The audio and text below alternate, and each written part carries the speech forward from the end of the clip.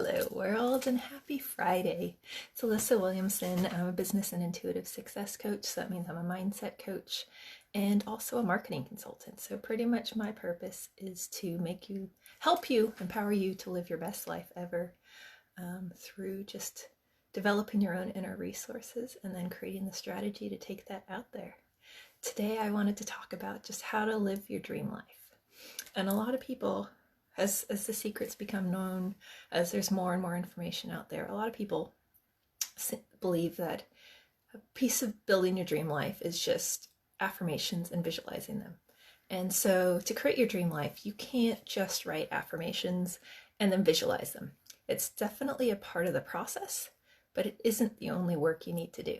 So when you plan for your dream, do you also plan for your challenges along the way?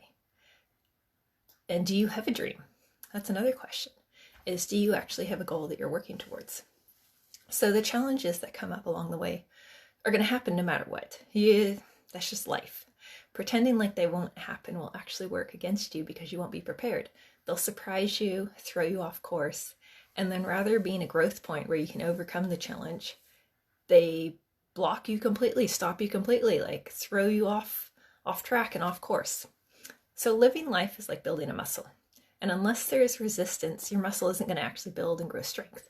You have to be pushing something really hard that forces your muscle to break down and then rebuild stronger. And that's the same with life too. So unless there's resistance, you don't have the contrast to know what you really want and to have the gratitude for when you appreciate things and when they come your way. But unless there is resistance as well, you can't go stronger, become more equipped, and be a confident, more powerful version of you. So the first step to creating your dream is having a goal or a vision of what you want to create. From here, you can create a plan. You can break that down into chunks to create your daily and weekly actions and have more tangible pieces that you can do to get towards your goal. But if you have a greater vision, but you don't take the time for it or make the steps towards it, then it's always just going to be a wish or a hope. If you say, I want to be able to travel, I want to go on 2 vacations a year, or I want to take 2 months off each year, but you don't do anything to work towards it, then it's just a wish or a hope. So each day you need to make concentrated time to work towards your dream. Whether that's 30 minutes, 15 minutes, whatever you can do consistently is the most important part. 30 minutes of consistent activity a day is more powerful than a day here, a few hours there, because you have momentum going for you. You have a habit and you know that you're going to be working towards it. You aren't able to go, hi Jen, you aren't able to gain momentum and instead have to stop and start your engine every time you go to sit down and think about your dream or your goal. Like you're like, oh, what was I doing last time? Where was I? What do I have to do now? So when you just know, oh, this is where I left off. This is what I'm doing next. When you're not making a decision, it just flows easier. So now that you have a set goal and you can visualize yourself living it, you can also see who your future self is that lives that life. So your future self becomes the compass to reaching that goal. So who are you? Who is that future you that is able to live that life? And how are they different from who you are now? And so creating that and learning how to take that next step is using your future self as a compass to get there. Not some other intangible, but the possible you that you know you can be and that you know exists out there, and you just need to step into that. So step 2 is for preparing for challenges and obstacles. So a good leader, project manager, all know to plan for the challenges along the way when they happen, so that they have a plan already available to them to mitigate the risks. So this works in moving towards goals, stopping bad habits, everything. They use it in the military too, like well, generals would always have contingency plans as well. So if you want to eat healthier and feel more energetic, one example, you know that you need to resist eating certain foods that don't take you towards your goal. So rather than just saying, I can't eat these foods, where you have to rely on willpower or that 100% commitment, have a plan. So tell yourself and then take action. So maybe you're like, when I come home from work and I'm craving a snack, rather than just opening the cupboards and eating the first thing I see, I'm going to have pre-made snacks ready to go, so I don't have to think about it. Don't have to make a decision on what I'm going to eat, and I know that I'll have a healthy snack and just go straight for it because it's sitting there waiting for me, because I prepared ahead of time. So knowing if that's your weakness, You, at the end of the day, you just have no willpower and you just snack on anything that's there. Plan for it. So you only have the brain power to make so many decisions a day, and the less small decisions you have to make, the more energy you can spend on making the important decisions. And especially at the end of the day, don't try and make important decisions because depending on how your day went, you're not going to have the energy.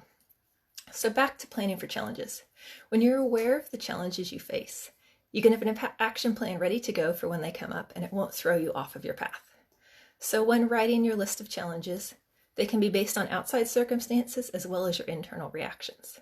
For example, when you're working on your business, rather than just in your business, so for example, say you want to work on your business rather than in your business. You don't want to be stuck in the day-to-day, every day, just caught up fighting fires and dealing with other people's emergencies. What are some challenges that could come up? Maybe you're too busy and you don't have time and you don't carve out 30 minutes for your marketing and strategy. Where are you going to go? What are you going to do? So another one might be you're too focused, you have your focus planning time, and then a client calls you. What are you going to do now? Like, you going to answer it? Are you going to wait? Like, knowing how you're going to react to that helps you better face that challenge. Say your child is sick and so they have to stay at home with you, or you have to go pick them up. How are you going to deal with that? What's your contingency plan? Say you're in a bad mood and you just can't focus on anything. Are you actually going to try and create that space to work toward your bigger picture? Or are you going to push through? Do you need to go take a break? Like, what do you need to do that's going to help you stay focused on your goal? So that could be internal, it could be your emotions, it could be external as well. So for all of these, have a plan for how you will handle them. When you make plan ahead of time, you're making decisions from an elevated and positive state. So once these challenges show up, you know how you want to react, and then you're reacting in the way that your future self would, because you've prepared. You made them from a positive state, and now you know, this is how I wanted to react. Look, I can fall back on it. I already made the decision. This is how I was going to react in this situation. So when you plan for possible challenges and you're prepared for them, you actually overcome them faster and with greater ease. Doesn't mean that they're not going to come up, but you're better able to handle them, and you're better able to move forward, but also gain what you need from them to then grow. So now I have a challenge for you. Write down one major goal that you have, and then write down 3 possible challenges that will come up that will delay or derail you along the way. And then write out 1 to 3 ways that you can handle each of these challenges when they arise.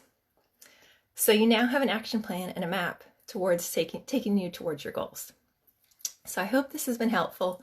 It was just something that came up to me, and I realized that not enough people actually plan for their challenges. So this is a lot of what I do. I mix mindset, belief work, and brain hacks and habits, along with marketing and strategy to create a plan, create that future that you want to be creating, and bring that into your life now.